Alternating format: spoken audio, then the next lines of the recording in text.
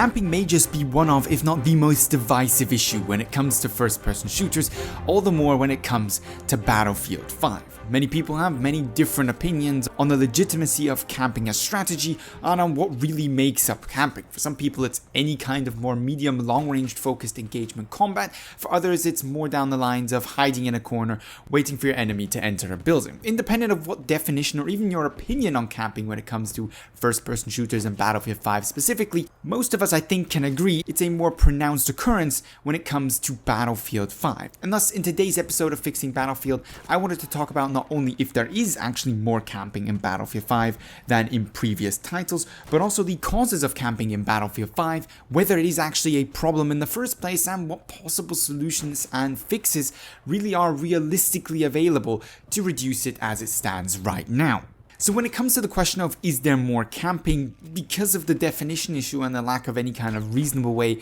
to really quantify it, an objective answer strictly speaking is probably impossible. There's no way of really knowing whether or not there is more people camping in Battlefield 5 than there was, say, in Battlefield 4, but we can talk about personal experiences and factors that would suggest one or the other to be true. So to clarify, I myself absolutely find camping to be more prevalent in Battlefield 5 than it was in Battlefield 1 or Battlefield 4. Your experience may be different, and I'd say one of the key factors in determining that experience would not only be the platform you're playing on, but also the type of game mode and map you're playing on. As somebody who personally prefers and plays almost exclusively Frontlines and Breakthrough, very linear focused game modes, I have far more run-ins with MMG or Sniper campers than somebody who usually would play TDM, Domination or Conquest, as those are less linear game modes and the opportunities to set up a good trap as camper are a little bit more difficult when it comes to those type of game modes.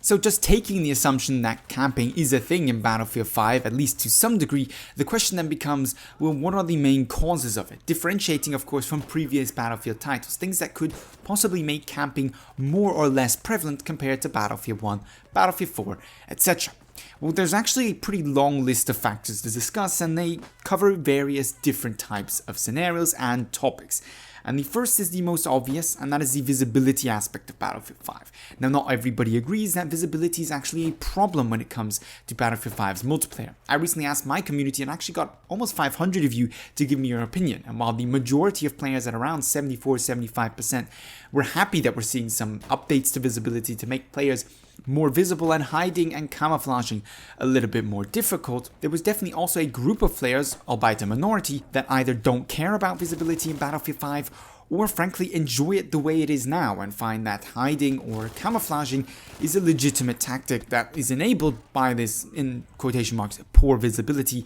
and is actually a feature to the game. Now, you can have whichever opinion you want on that matter, but the fact that we have poor visibility and that blending into your surrounding is so easy obviously contributes to camping in a way that it makes the camper more difficult to see and the camping a little bit more easy to carry out. There's a second aspect of visibility that I think is often overlooked, and that is the lack of, well, common spotting for the majority of classes. Yes, the recon can do that with the help of gadgets and with the help of certain specializations, if you so will, as recon player. When shooting a player, they actually get spotted. But for the majority of players out there, the majority of targets they are taking on or being shot by are usually not spotted either on the minimap or let alone 3D spotted, which of course is a far more powerful tool when it comes to combating, especially those longer range MMGs and bolt action snipers. Now, I'm not suggesting that the lack of spotting is necessarily something bad and that we should reintroduce the type of passive spotting even that we had in Battlefield 4. But when considering the causes for a higher prevalence in people sitting around waiting for enemies to show up, bipoding up their LMGs, MMGs, or even their bolt actions, then that is a factor that we have to recognize is, I guess you could say, an opportunities cost to the benefits that reduced 3D spotting actually brings to the gameplay experience. But visibility is by no means the only factor we need to talk about. Health attrition and the affected playstyle changes that it brings about are a core element of how Battlefield 5 plays and how a more passive playstyle is increasingly rewarded over a more proactive, active, combative playstyle that was, I think, especially seen a lot in Battlefield 1. So let me explain. If you go on a more aggressive streak, more close quarter streak, try to take on targets head on, you're more likely to take damage than if you flank somebody or wait for somebody to pass by and then shoot them in the back. That's relatively simple logics. So if you go for that one-on-one kind of playstyle, that more aggressive, you're consistently taking damage. And without any kind of decent health regen in the game, as soon as you've lost your first med pack, and assuming you're not playing as medic, a class which isn't great at camping because they essentially only can do so in close quarter scenarios, at which point, well, the combat becomes very different anyway, you'll end up increasingly fighting off enemies with less and less health than your opponent, ultimately leading to your death because, well, not every enemy you're going to come across is an absolute potato, and usually you can't win a fair one-on-one with only 40 health if your enemy has 80 to 100 health and has a similarly equipped weapon for the kind of engagement distance you're dealing. So a far more aggressive, some would even say at the same time reckless playstyle is a lot more punished in Battlefield 5 than it is in Battlefield 1, for example. But that's not the only factor. This is somewhat reflective in the weapon design we have in Battlefield 5 as well. Now, weapons are a lot more flexible in Battlefield 5 in that they actually benefit a more aggressive playstyle, contrary to the whole attrition design, which somewhat stands in conflict and shows that DICE wasn't quite sure what they were doing when it came to attrition and didn't quite fully implement it, because of course of the community backlash. But when we compare even Battlefield 5's weapon design to Battlefield 1's,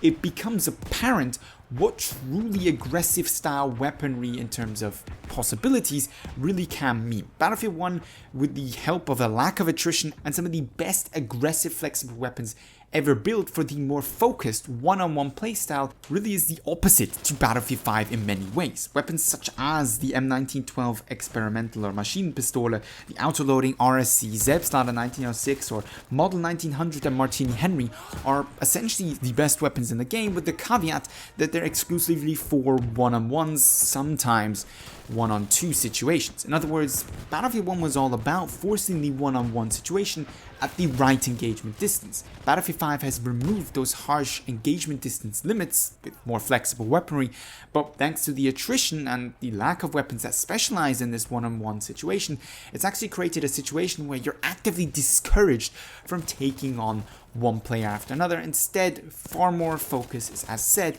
put on flanking or on more passive gameplay styles. And that reflects in how people play the game. If it's easier to sit around to wait for your kills, that's what most players, unless they're as impatient as I am, are actually going to do. But speaking of weapon balance in Battlefield 5, there's another factor that we have to talk about, of course, and that is weapons specifically introduced in Battlefield 5 or weapons that specifically in Battlefield 5 serve the purpose of a more passive, some would even say campy kind of playstyle. And the first that should come to mind there for anybody who's ever played 2 minutes of Battlefield 5 should be the MMGs, a class of weaponry that essentially is only usable when bipodded, and that of course in itself represents a massive problem in combination with visibility, leading to people just proning all over the place waiting for people to come around the corners. Now, that is a relatively simple argument to make, and it in itself is an aggravating factor when it comes to camping, but there's another point I want to make on the MMG specifically, and that's the frustration that they can cause in trying to use them slightly more aggressive, slightly less, I'm going to sit here and wait until the squad comes around the corner playstyle. Because my part, I've never used MMGs in Battlefield 5 before actually making this video or preparing for this video, at which point I picked up the MG42 and made sure I got a decent amount of experience with the weapon, because there's no point in talking about MMGs if you don't actually ever use them. Now, my experience with the MMGs as somebody who refuses to just sit somewhere and wait for enemies to run into my crosshairs was that they were extraordinarily annoying to use, because you push up onto an objective or push up onto a position where you could engage enemy combatants. You then have to find somewhere to put up your bipod, if you were lucky enough to find somewhere that was well suited and didn't involve going prone so that you were easily sniped. You then set up your bipod, engage one target, see another target, say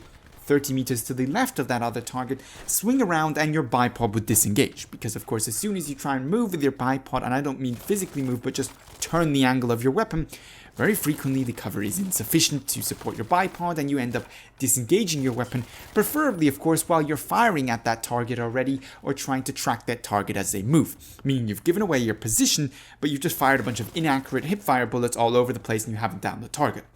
That leads to a very frustrating gameplay experience and explains to a certain degree why the MMG pros or MMG primary players prefer to just sit around and wait for somebody to kind of come across them and then down them, instead of taking the tedious effort of trying to push up onto an objective, position yourself correctly, just to find that the clunkiness of the bipod mechanics in Battlefield 5 screws you over and gets you killed.